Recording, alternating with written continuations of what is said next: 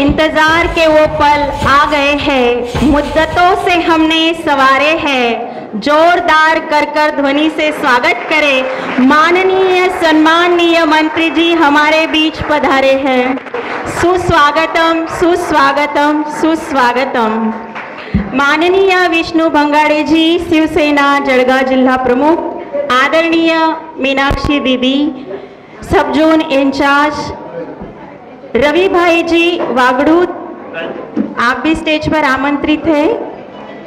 धीरज भाई सोनी,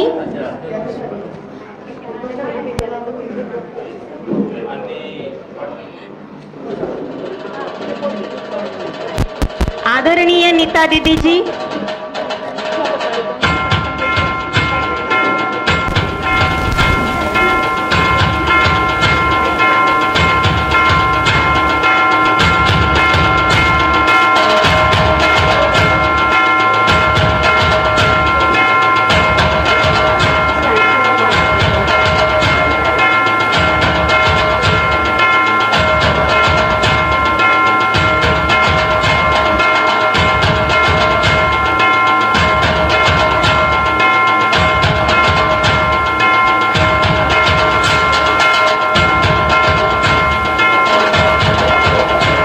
परिवर्तन के इस दौर में स्वर्णिम सृष्टि, स्वर्णिम प्रभात, ज्ञान सूर्य की आभा से प्रकाशित यह आज का सुंदर सवेरा, सुंदर प्रभात, इस बेला में आज की युग सुमंगल घड़ी में हम सब महानुभावों का दिल से स्वागत करते हैं, सम्मान करते हैं। मैं हमारी प्यारी बहनों से निवेदन करती हूँ कि आप आए हुए अतिथियों का तिलक तथा पुष्पगुच्छ देकर स्वागत सम्मान करें। आदरणीय दीदी जी, माननीय सम्माननीय भ्राता गुलाबराव जी पाटिल, इनका सम्मान करेंगे।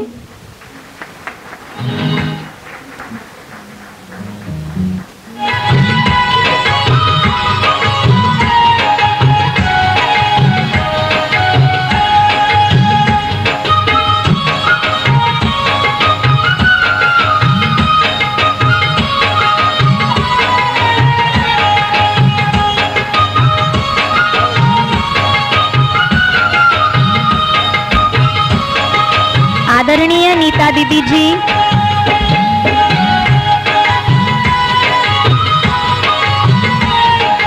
विष्णु भाऊ भंगाड़े जी का स्वागत करेंगे। नीता दीदी,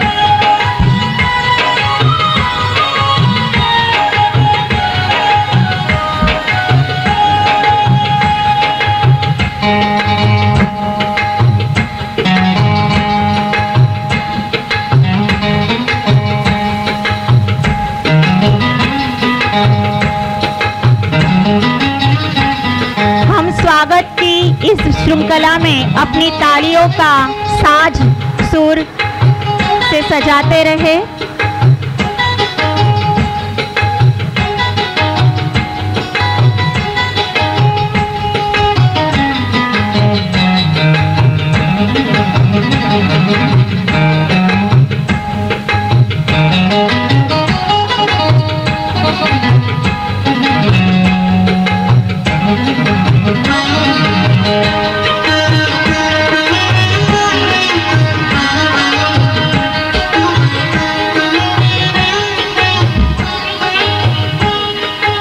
रवि भाई जी का स्वागत आदरणीय दीदी कर रहे हैं।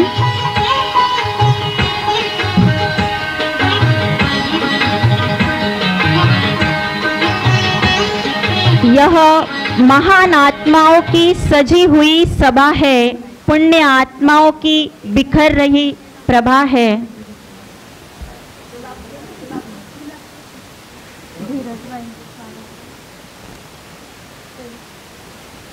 आदरणीय धीरज भाई जी का स्वागत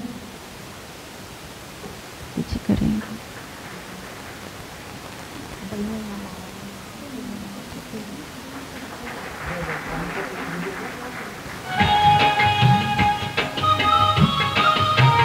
यह महान आत्माओं की सजी हुई सभा है, पुण्य आत्माओं की बिखर रही प्रभा है, दिव्य आत्माओं का ये दरबार सजा है। यह मंगलमय आयोजन है, पुण्यमय प्रयोजन है, और यह आप खास दिव्य प्रकाश सरोवर में विश्व को एक नया आयाम देने पहुँचे हैं, विश्व को एक नया आयाम देने पहुँचे हैं। आप सभी का हम तहे दिल से बारंबार स्वागत करते हैं।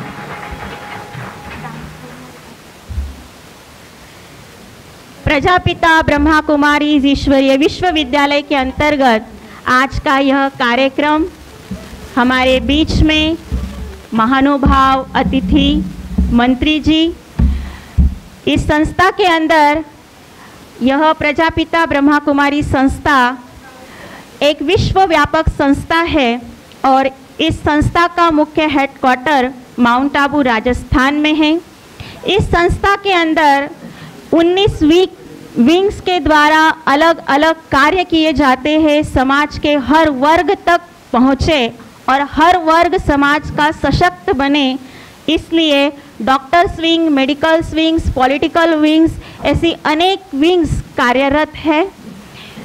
महिलाओं का एक आध्यात्मिक महिला नेता के रूप में इस संस्था का संचालन करती है, तो अनेक धार्मिक संस्थाओं के बीच में यह एक अपना अलग अस्तित्व बनाए हुए संस्था है, जहां माताओं को और बहनों को परमात्मा ने सम्मानित किया है और इसकी धरा इन्हों के सर पर दी है।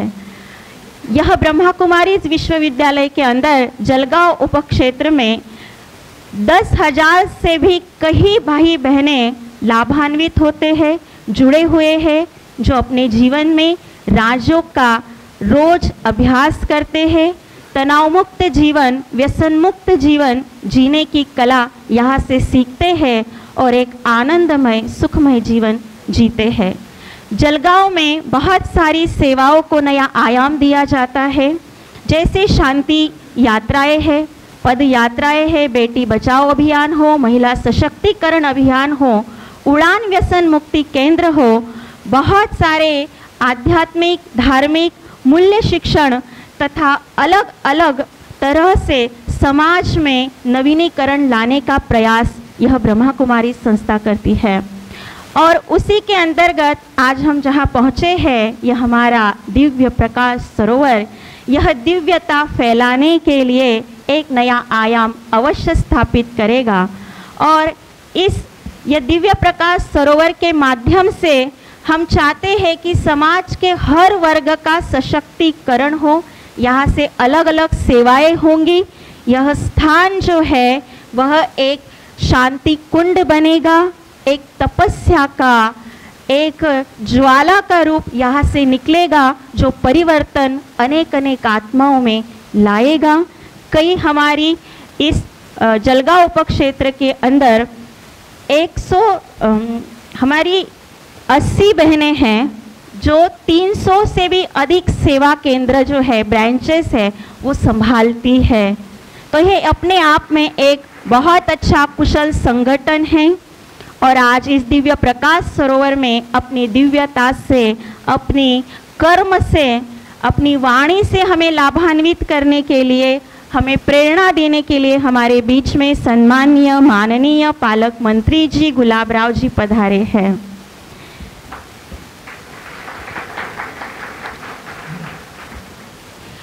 कहते हैं ज्यांची ध्येय, ज्यांची स्वप्न दमदार असतात, ज्यांची स्वप्न दमदार असतात त्यांनाच ध्येय प्राप्ती होते।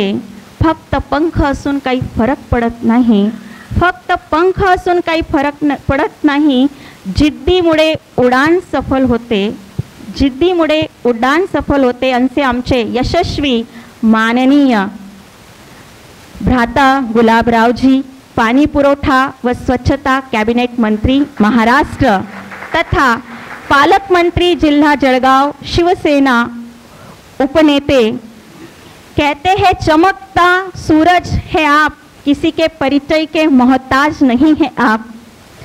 आपके जीवन काल में आप अपनी राजकीय जीवन की शुरुआत में 90 90 के दशक से आपने की है तथा बहुत कम समय में आपने आम जनता के सवालों को महाराष्ट्र राज्य के विधिमंडल में प्रस्तुत किया है।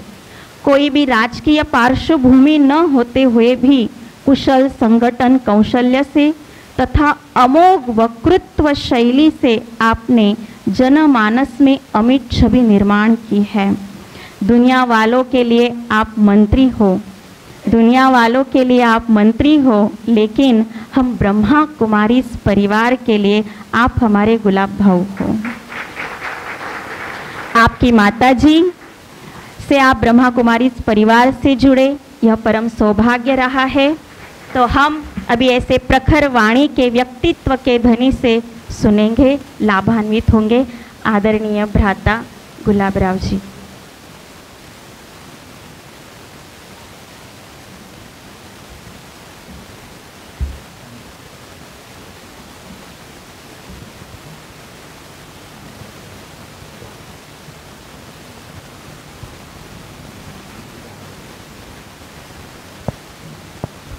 ओम शांति, ओम शांति, ओम शांति, ओम शांति। आज इस देखो दिव्य प्रकाशरों के अंदर कितनी खुशियाँ ही खुशियाँ छाई हुई है। आज हमारे गुलाबराव भाई हमारे सन्मुख पधारे हैं और इनकी सदा ही जीत है और जीत होती रहेंगी। मैं तो यही शुभकामना देती हूँ, शुभभावना कि ये सदा आगे बढ़ते रहे, औरों का सबको संतुष्ट करते रहे और भगवान का नाम बाला करे, भारत का नाम बाला करे और उससे अच्छा महाराष्ट्र का नाम बाला करे।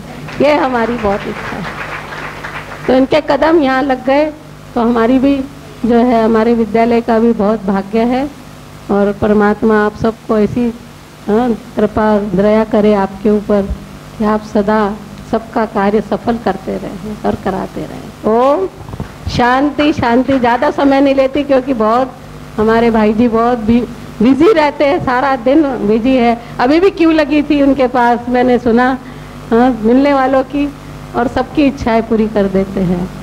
तो ओम शांति। फिर अभी वो भी उनका भाषण भी हम सुनेंगे अपने विद्यालय के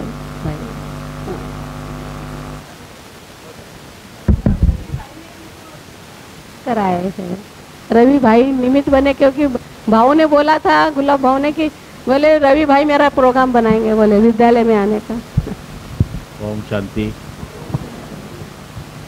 इथं उपस्थित आपल्या दीदी आणि त्याचप्रमाणे आपले शिवसेनेचे जिल्हा प्रमुख आदरणीय विष्णुभाऊ, रविदादा, भाईजी,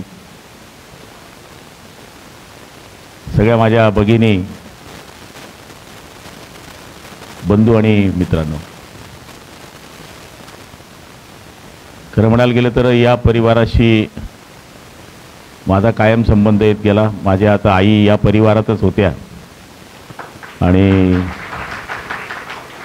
त्या रोज पाळधी केंद्रामध्ये जायच्या, पण त्या आज नाही आहेत। पण त्या नसल्या तरी तुमच्या रूपामध्ये आम्हाला त्या दिसत आहेत, एवढं आम्ही भाग्यशाली लोक आहोत।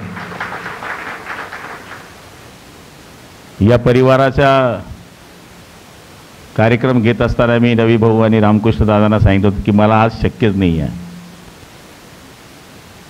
त्यांनी पाहिलं आज सकाळी जवळपास 1000 लोकांची ओपीडी होती। आता 1000 लोकांशी एकटा माणूस मी रोज बोलत राहतो। सकाळी 8 ते आता जवळपास 11 वाजलेत, 11:15 झाले। 3 तास प्रत्येकाच्या वेगळ्या वेगळ्या समस्या असतात। इथं जसं या केंद्रामध्ये आल्यानंतर आपल्या मनाचं समाधान होतं आणि आपण बाबांकडे जी मागणी करतो ती पूर्ण होण्याकरता ते आपल्याला आशीर्वाद देत असतात, शांती देत असतात। तसं लोकप्रतिनिधीकडे सुद्धा येणाऱ्यांची हीच अपेक्षा असते की मी गेल्यानंतर माझं इथं काम होईल। सेवा जरी वेगळ्या वेगळ्या असल्या तरी त्या समाधान देणाऱ्या सेवा आहेत। मार्ग वेगळे वेगळे असले तरी ते एकाच ठिकाणी जाऊन जुळणारे आहेत।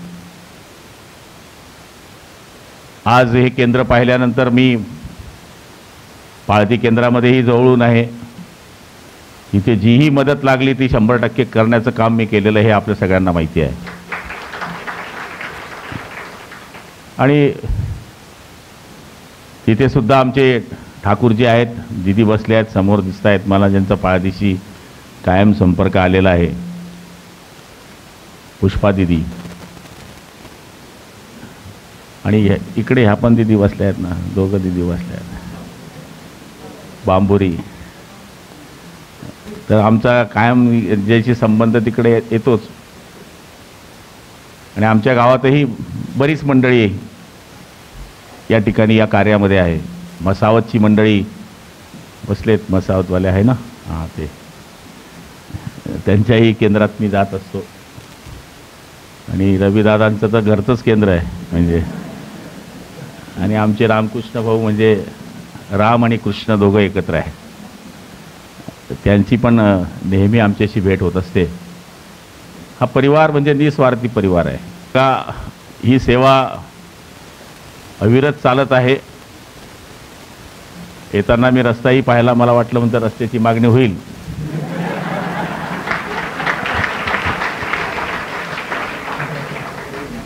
पण आता पालकमंत्री असल्यामुळे मला प्रस्ताव द्या, आपण हा रस्ता लवकर लवकर पूर्ण करण्याचं काम करू, केंद्रापर्यंत येण्याचं. आणि खरं म्हणायला गेलं तर इथं समाधान आहे. आम्ही कितीही मोठे झालो असलो, मंत्री 3-3, 4 वेळेस झालो असलो, आमदार झालो असलो, इथे जे समाधान आम्हाला मिळते किंवा तुम्हाला मिळते ते कुठेच मिळत नाही. कधी कधी तर आम्ही असे होऊन जातो की आपल्याला कोणतरी सोडून द्यावं, आता एकटं बोकडं सोडून द्यावं, 2 तास तरी कोणीच नको आपल्या आजूबाजूला, अशी वेळ कधी कधी येते. कारण की फुटबॉल जसा असतो तसं आमचंही क्षेत्र आहे. आता इथून नशिराबाद पूर्ण मंडळ वाट बघतंय, म्हणजे तिथेही धार्मिकच कार्यक्रम आहे, दिवसभर कार्यक्रम करायचे. पण आम्हाला या गोष्टीचं समाधान आहे की देवानी दिलेला जो मार्ग आहे की स्वतःसारखा जगू नकोस. कुत्र मांजरं सुद्धा स्वतः करता जगते, माणूस हा स्वतः करता जगत असेल तर तो माणूसच नाहीये. मी किती दिवस जगलो त्याच्यापेक्षा मी किती लोकांकरता कामी आलो. तसं मी राजकारणी माणूस नव्हतोच, मी एक सर्वसाधारण कुटुंबातला होतो. पण योगायोगाने या क्षेत्रामध्ये आलो आणि आपल्या आशीर्वादाने सक्सेस होत गेलो. म्हणजे मी 5 वेळेस आमदार होणं हे आताच्या राजकारणामध्ये फार कठीण आहे. आणि त्यातल्या त्या 4 वेळेस मंत्रिपदाची शपथ घेणं तर फारच कठीण आहे. पण मी इथं आल्यानंतर किंवा कुठल्याही धार्मिक कार्य गेल्यानंतर एक लक्षात ठेवतो, मी यांच्याकडे बघतो. याचं कारण यांचा चेहरा कायम हसरा असतो, हे कधी रागवत नाही. मी फार प्रयत्न करतो पण तरी रागवतोच. म्हणजे कधी कधी मनाला न पटणारी गोष्ट काही लोक सांगतात, मग चिडचिड होती. जास्त शांत राहणंही राजकारणात परवडत नाही. कारण की काही अधिकारी इतके मुजूर असतात की त्यांना व्हाया ईदगाव मार्गे इष्टी नेलेली परवडते, ती धरणगाव मार्गे चालत नाही. त्यामुळे तुमच्याकडे पाहिल्यानंतर आम्ही कधी कधी आमच्या स्वभावाला आवर घालत असतो. आणि कधी आपल्याकडनं असं मला दिदी, मला किती दिदी भेटल्या असतील, हजारो दिदींशी माझा संपर्क आला असेल, पण कधी असा वरच्या आवाजात मी कोणत्या दिदीचा आवाज ऐकला नाही. हसत खेळत बोलत, रक्षाबंधन असणार तर आमच्या धरणगावच्या दिदी मला बोलवणार, महाशिवरात्रीला झेंडावंदन को बुलाएंगे आप हमको, म्हणजे मलाही पाठ होऊन गेलं ते. आणि की जसं तुम्ही मला म्हणलेत, आमची ताई बोलली की ते कितीही मोठे झाले तर ते आमचे भाऊ आहेत, पण त्याचा उलटा अर्थ करा, मी कायम तुमच्या मागे उभा आहे.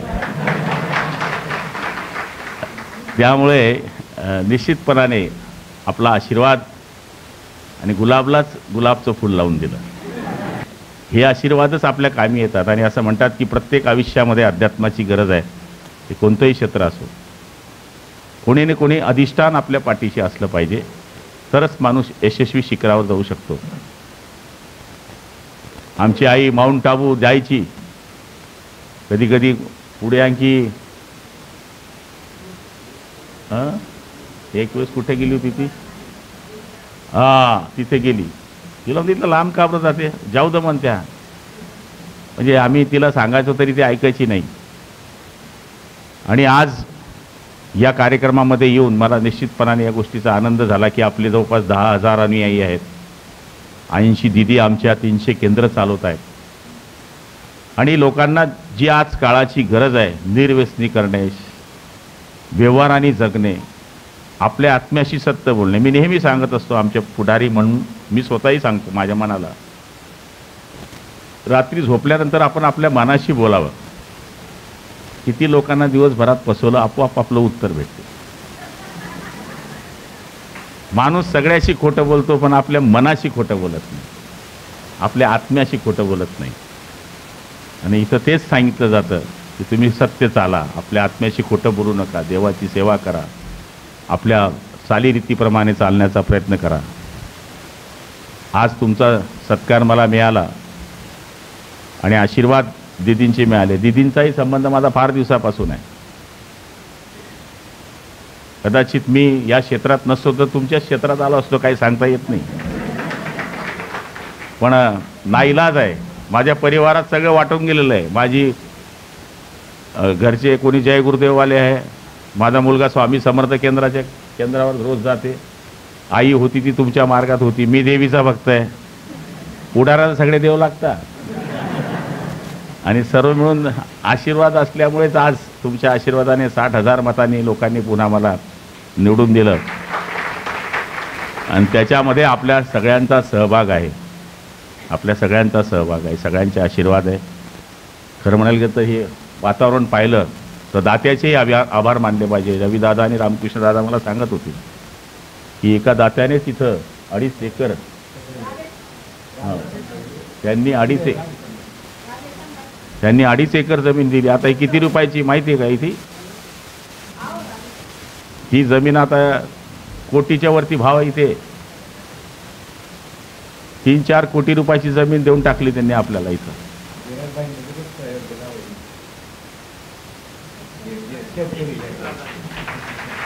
3-4 कोटी रुपयाची जमीन देऊन टाकली. म्हणजे हे साधं काम नाही आहे.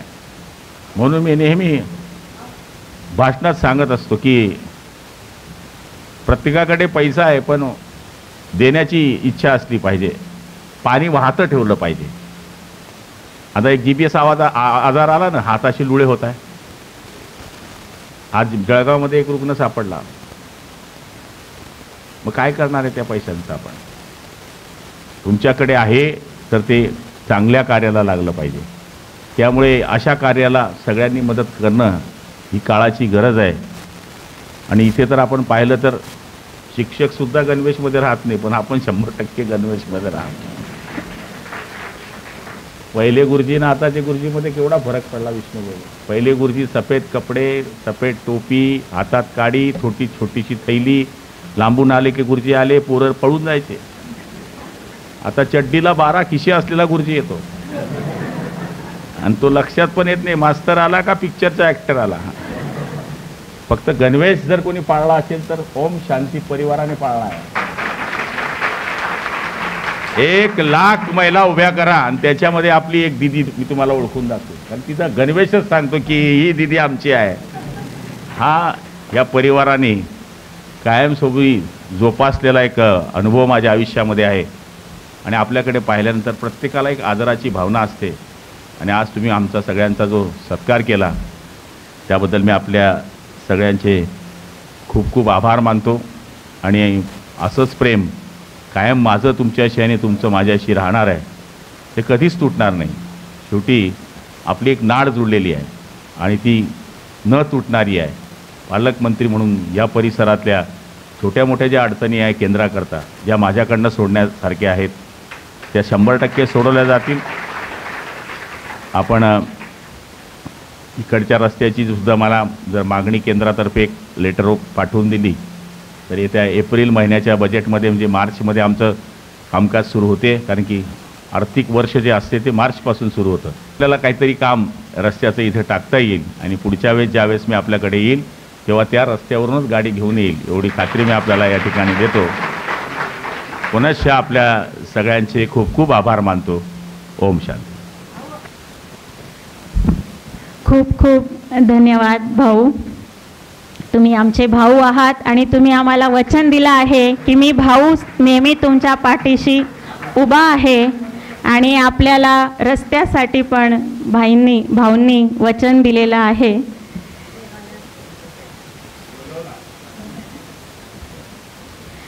असा हा कार्यक्रम न संपवावा असं सगळ्यांनाच वाटत आहे, पण तरीसुद्धा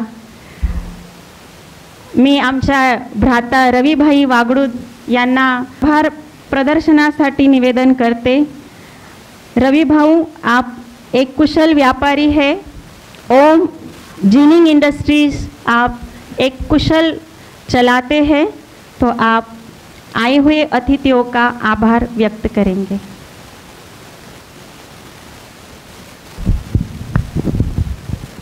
ओम शांती. आजच्या कार्यक्रमाचे आमचे सत्कारार्थी आदरणीय सर्वांचे लाडके भाऊ, तसेच त्यांच्यासोबत आलेले विष्णू भाऊ, आदरणीय दीदी, सन्माननीय व्यासपीठ. प्रथम मी भाऊंचे आभार मानतो की इथं तारीख दिली त्यांनी आणि आज आले. आम्ही सकाळी मी भाऊंना फोन केला, भाऊ म्हटलं किती वाजता निघता येईल, वेळेवर या म्हटलं. शक्यच नाही म्हणे, एवढे लोक आलेले आहेत म्हणे. माझे तर 7 गेले आणि 5च राहिले. आणि दीदींना मी सांगितलं, म्हटलं मला स्वतः गेल्याशिवाय भाऊ येणार नाही म्हटलं. भाऊ रामकृष्ण भाईंना घेतलं आणि गेलो. तिथं परिस्थिती पाहिली, खरंच आहे इथं म्हणजे चेहरा दिसत नव्हता त्यांना अक्षरशः, एवढे लोक इथं आलेले होते. आपल्याला वाटतं की या पदवर बुवा सहज माणूस पोचतो, पण त्याची जिम्मेवारी पोचल्यानंतर काय राहते ती मी प्रत्यक्ष माझ्या डोळ्याने पाहिलेले. त्यांना वेळेवर झोप होत नाही, वेळेवर जेवण मिळत नाही आणि कोणाला नाराज बी करू शकत नाही. ही मेन गोष्ट आहे. त्याच्यामुळे तिथं म्हणजे अवघड काम आहे. ते कसे करता, बाबा त्यांना कशी शक्ती देते त्यांनाच माहिती, आणि त्या शक्तीनेच ते आज पुढे चालू आहेत. लोकांची सेवा हाच त्यांच्या खरं मेन उद्दिष्ट आहे. तर असेच ते आपल्या कार्यक्रमांना हजेरी लावत राहावं, म्हणजे परमेश्वर जास्त त्यांना शक्ती देईल सेवा करण्याची. आणि तुम्ही खरोखरच महान अशामुळे आहेत की सर्वांच्या मनं धरता. बुवा हे मला अनुभव आला की बुवा आमचे मनं तुम्ही धरले, इथं आले, सर्व वहिवांना खुश केलं, त्याबद्दल मी तुमच्या खूप खूप आभारी आहे. धन्यवाद. राधेश्याम भाई जी, आप स्टेज पर आएंगे.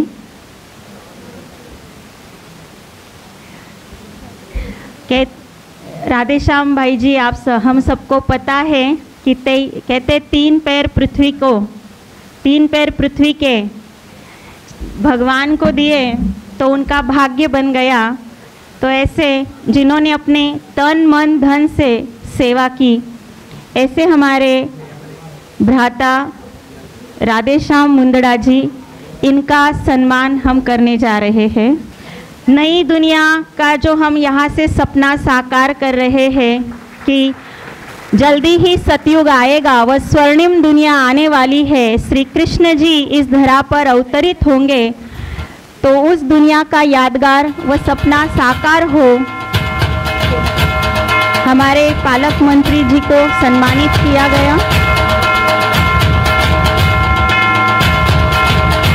माननीय विष्णु भंगाड़े जी, इनका भी स्वागत सौगात देकर किया जा रहा है.